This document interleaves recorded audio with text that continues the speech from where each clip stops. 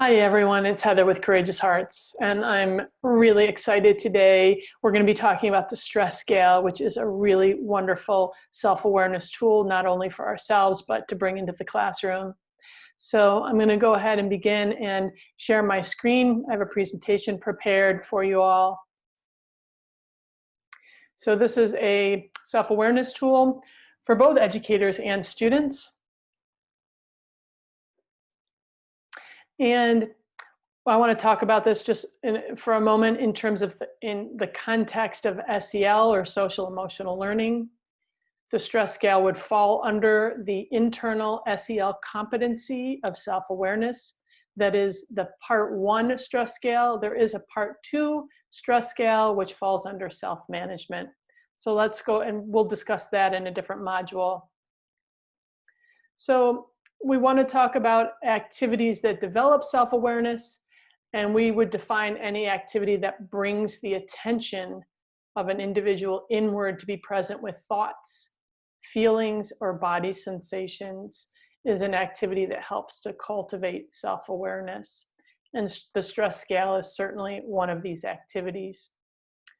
So what is the stress scale? Basically, it's a rating scale on a scale of 1 to 10, where the level of stress goes up with the number. So a higher number is a greater amount of stress.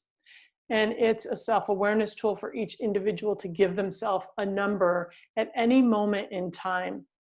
So for example, 1 through 3, those numbers are where you're pretty centered. Things are good, you're feeling focused, you're having a positive influence on others, and you're feeling just very balanced and in the moment. You're getting stuff done. 4 through 7, your stress is manageable, but you're kind of just surviving, not thriving, and just feeling a little bit off, or maybe a lot off if you're closer to the 7, and you're dragging. And 8 through 10, 8 through 10 is the red zone. This is a time when we have all been there, where we could be depleted. We're making really poor decisions. We might be lashing out at loved ones, knowing we're going to have to go back and apologize later. Could be in a downward spiral. Could be anxiety, panic. We are stressed out. We know what this feels like, and it does not feel good. Another way that this can show up, the 8 to 10, is we just check out.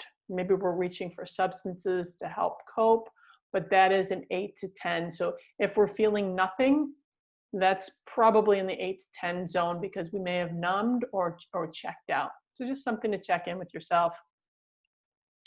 So how you do the stress scale, this is a great scale or a self-awareness tool to use, for example, in a circle format in a classroom.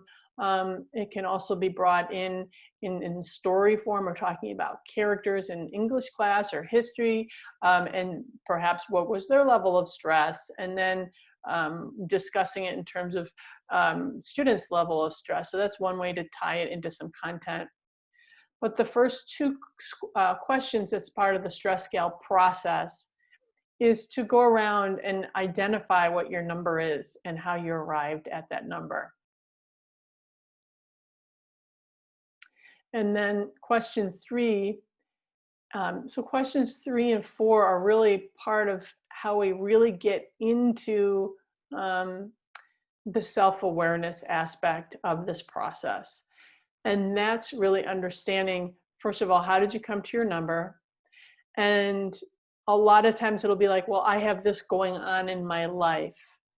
Or right now, my parents are going through a divorce, so I'm really more stressed than normal.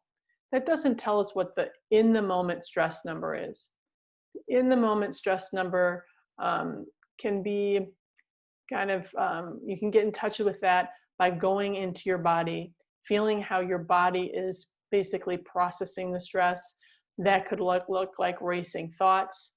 That could look like tension or tightness. Some people wake up in the morning and they have their jaw is locked or tight. They might be grinding their teeth at night. For some people, it shows up in the digestive system when they have upset stomach and poor digestion or gas. It could also show up in the breath. when the breath or when the body is under stress. The breath is more shallow, and it can be rapid, it can be irregular, or you can feel kind of a tension around it, or it's constricted when you're breathing. So there's a lot of tools that we have to specifically go in and just check in with the breath. There's also body scans, which are really great to check in with areas that you might be holding tension in your body. Some people hold it in their fists or forearms, or a lot of people hold it in their neck, shoulders, back, somewhere. So this is a great question to pose in a circle, and each person shares, how does it show up for you? And by sharing it, they can get a little more of an idea of what's going on for them, how their body gives them information. And in this way, they can catch themselves at a lower level of stress and address it when it's at like a 4 or 5 versus when it's blowing up at a 9. The next question in the stress scale process is asking, how does external stress show up for you? So oftentimes this shows up for people where they're just maybe a little more irritable than normal, and that's giving them some information. Wow, I'm just a little impatient with this person. They could be making snap decisions that maybe aren't the best decisions, or they can kind of check out a little bit. These are all ways.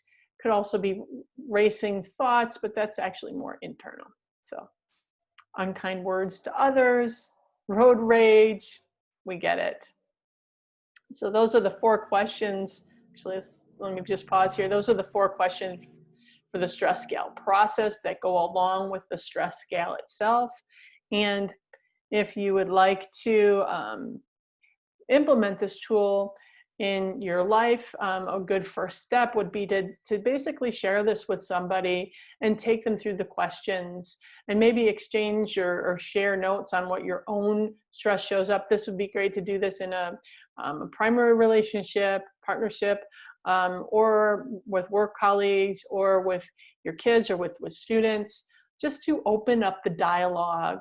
Hey, what's your number? Okay, you're at an 8. What can we do about that? How can I help? And if you're working with a student and they're at a 7 or 8, there's no learning. You're not going to be bringing academics to a student who's at a 7 or 8. They're in a stress response, and that needs to be handled first so they can be more ready to learn. So just to circle back to the SEL competencies, this falls under the self-awareness internal competency of SEL, social emotional learning. If you're not familiar with social emotional learning or SEL, you can look at our online modules that describe in detail what that is. So I hope this was useful. If you have any questions, you can contact us at Courageous Hearts. Let me come back to you here. I'm going to do a stop share. You can contact us at courageoushearts.org. I hope this was useful. The stress scale is one of my favorites because it is just such a universal thing for all of us to be experiencing stress at different times in our life. So have a great day and enjoy.